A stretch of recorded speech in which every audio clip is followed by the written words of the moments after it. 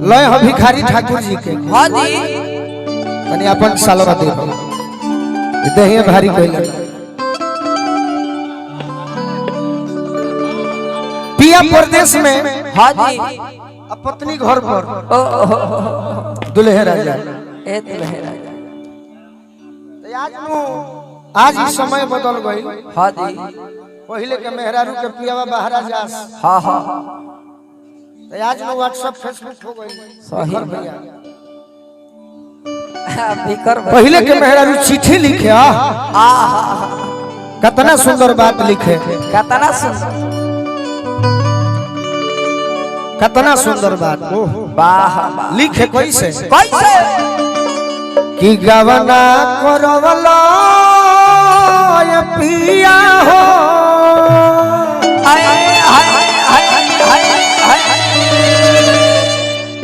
दुख में बैठल होके। हाँ जी अब भिखारी ठाकुर जी के लय के जवाब ना दुई को तो भइले। अरे की गवना करवला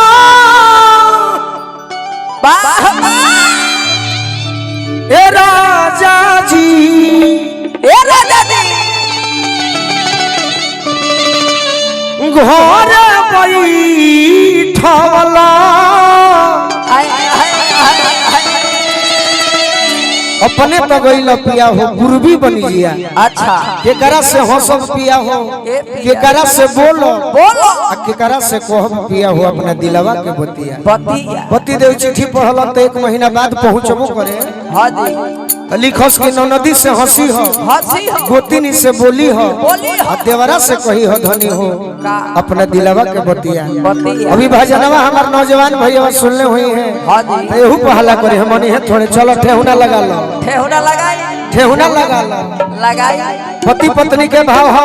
हाँ जी अरे किया मामा लगवाला पिया हो महुआ रे लगवाला पिया हो महुआ लगवाला हमारा लगवाला राजा हो महुआ लगवाला पिया हो महुआ कहना लगवाला पिया हो। अरे कहना लगवाला पिया हो निमिया के गोठिया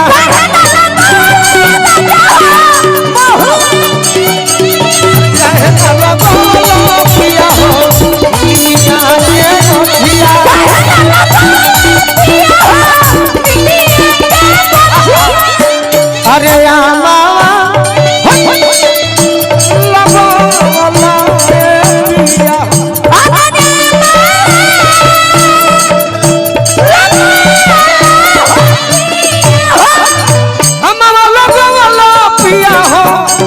महुआ लगवाला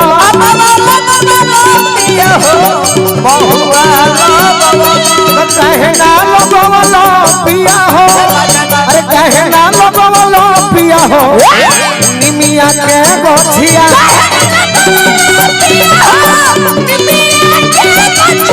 कहना लगवाला पिया हो निमिया के गोठिया।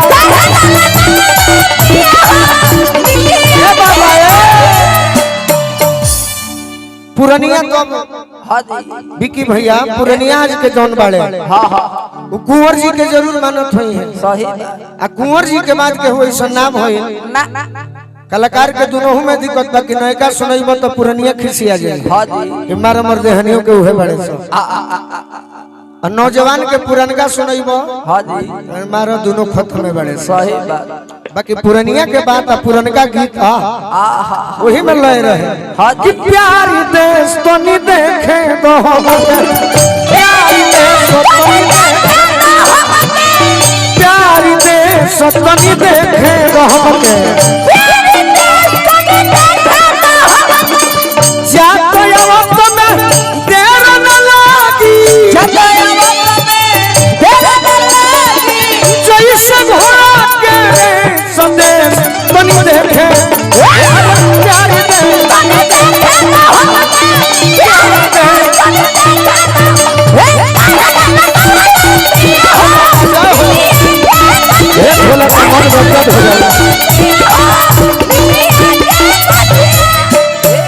पत्नी को हथौड़ी के लिए राजा जी का हो निमिये हो घरवा माई के निमिये दुआरा हो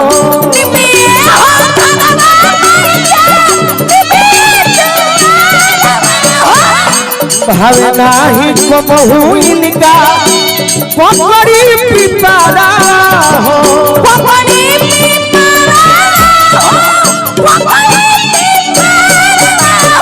अनार लगवला पिया हो अड़हुल लगवला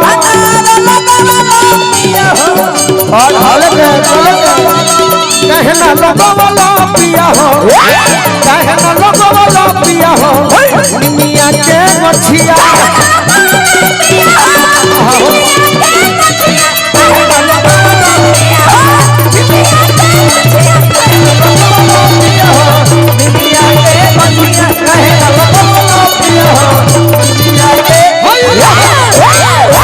एक बार बोली सच्चे दरबार की